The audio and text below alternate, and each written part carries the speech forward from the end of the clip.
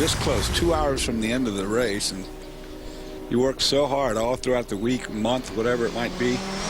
And it took away a fascinating battle for everyone sitting at home who's followed this race. I mean, we're excited here in the booth to be thinking about, could the Peugeot do it? It was a long shot. They really needed to dig deep. They really needed Rocky had maybe a little bit of a hiccup, but it was going to be awfully tight at the end, certainly within a minute, I would suggest.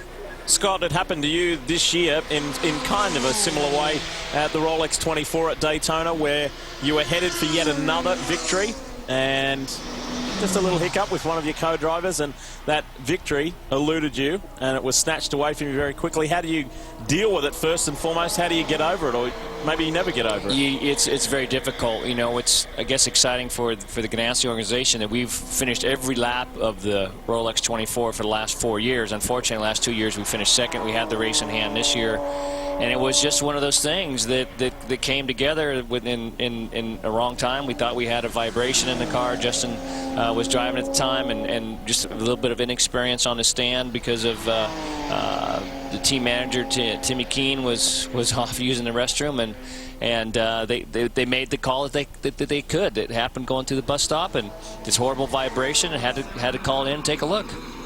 You know, we talked about that too, how fate plays into these things. That had that happened anywhere else on the circuit, or even 10 seconds later on the racetrack, he wouldn't have had the choice. He would have had to do another lap, and there would have been nothing wrong, and of course you'd have got the win. But that's the fate of these things. Lead GT2 car in, Wolf Hensler at the wheel, and the 77 Team Felbermeyer Proton Porsche has been superb. The 9 Audi is in. This is the race leading car. Chris, talk us through. Well, you guys are talking about the Rolex 24 this year. Mike Rockenfeller, who won that race, getting out, strapping Tino Bernard behind the wheel. You know, it's very interesting to see this team prepare for this pit stop.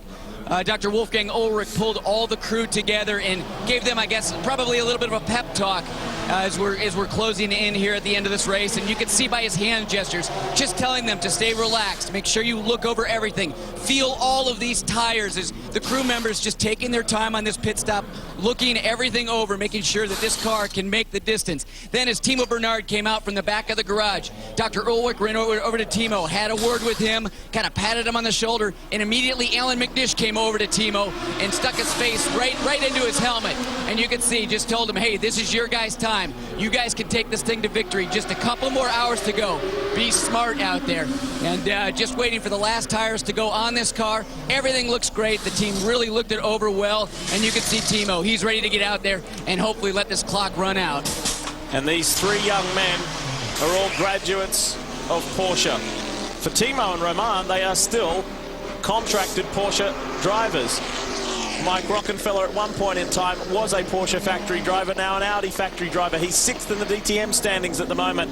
And this is kind of a reward for Mike Rockenfeller for the years that he has had not the most modern equipment in DTM for Audi. He's been forced to drive that year-old Audi, and it's been quite frustrating for Rocky, to be honest. This is a reward. This is a payback for his loyalty. I've got Rockenfeller. And doing what has been asked. Chris, we hear you. Go for it. Yeah, Mike Rockenfeller's got his helmet off ready. Mike, when you heard the news about the Peugeot over the radio, what were your thoughts?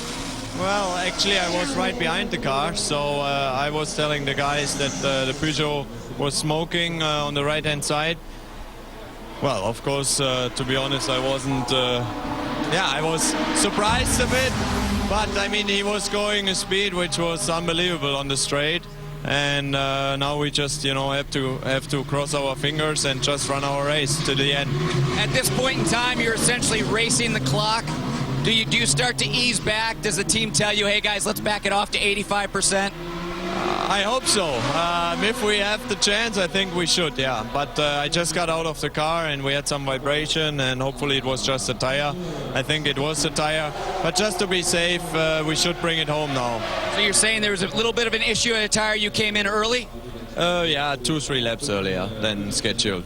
All right, hopefully we'll see you guys up on the podium. One other thing Dr. Ulrich probably said was, there isn't going to be a race amongst the other cars. You're it. Just bring it home. Absolutely. They got three Audis up front, 3 team cars up front. They're going to work together to the checkered flag. It is what it is at this point in time. Don't try and force anything.